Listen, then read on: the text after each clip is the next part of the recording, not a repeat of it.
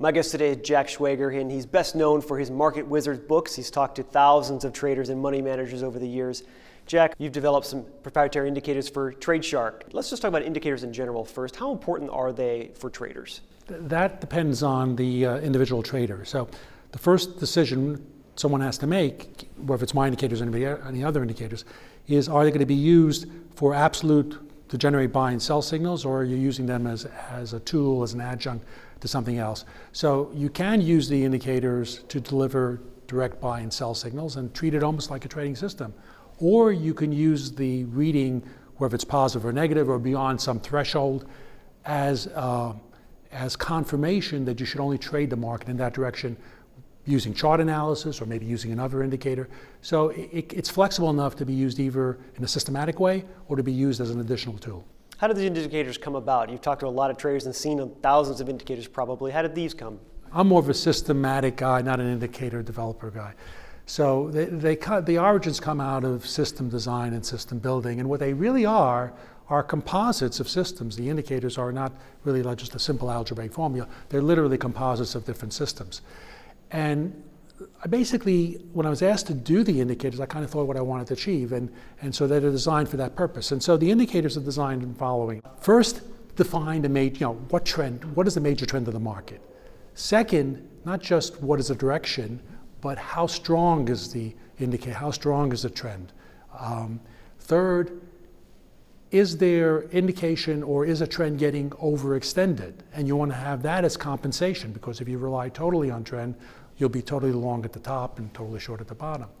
The fourth thing is to be able to combine both those trend-oriented inputs with the overbought, oversold inputs into a composite that, when that composite is high, gives you a strong reading, either long or short, which blends both the trend and the counter-trend components. Fifth is to have some customizability to it, that you don't have to make it absolute. You want to have the user be able to make the signal more restrictive or less restrictive, and that's achieved by just one simple threshold parameter that's extremely easy of a click to set. So that sort of blends very well with the software. And the last thing is to have the indicators so they could either be used as buy and sell signals or to be used in conjunction with other approaches, technical analysis or whatever, as a confirmation or filter. What type of trader is best suited for your indicators and for TradeShark? I think particularly for these indicators, position traders are people looking to capture capturing major moves. That's what it's ideally designed for, because it's not an indicator that's looking to catch squiggles, and in fact, if it works well, it'll ignore the squiggles. It's really trying to define the major moves and also tell you when the major moves may be getting too far extended. It's a tool for trading major moves, really. That's the primary function. However, if you're a shorter term trader, you can still use it, because when it is in a longer term buy mode or a longer term sell mode, you can use that as a filter for which direction you should be biasing in your short-term trades. What I would suggest is the first step would be to take these indicators and to use the TradeShark software to create your own templates. And the software makes it very easy to design it any way you want. And by that I mean to decide which of the three indicators or all three that you're using, whether you're stacking them, whether you're superposing them, creating charts which show you when the indicator is long or short based upon the shading. Just experiment getting the design of the chart the way you'd like it. Now, once you've got that, then the things to do is to take that template. You can save it as a template. Take that template and then try all sorts of markets, different prices, all sorts of different markets, prices using that template.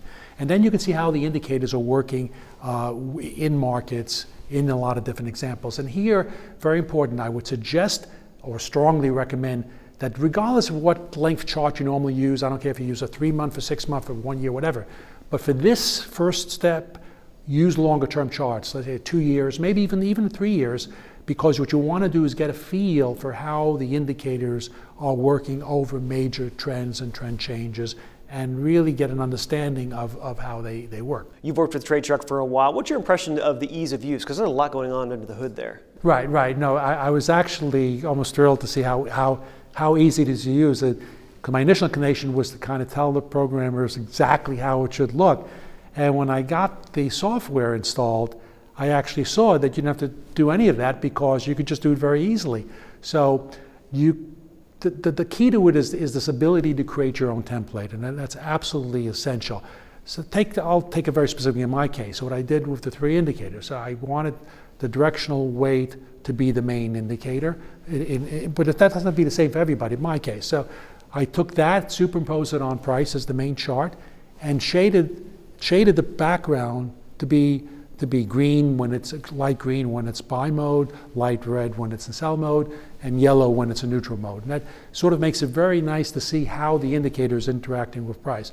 And then right below it, the software allows you to put subplots that stack exactly. So I have a little subplot of the trend indicator and a little subplot of the overbought, oversold, which together make up the main indicator, the directional weight. So one little chart, I've got it all. And it only takes a few clicks to create each of those components. So once you've got that, you then save it as a template. And you can create as many templates as you want, but you save it as a template and make that your default template. Then I can pull in any charts I want. I don't have to recreate all those steps. It's there. Jack, thanks for being here today. I enjoyed it. Thanks. We've been talking with Jack Schwager about his indicators exclusively available on TradeShark software.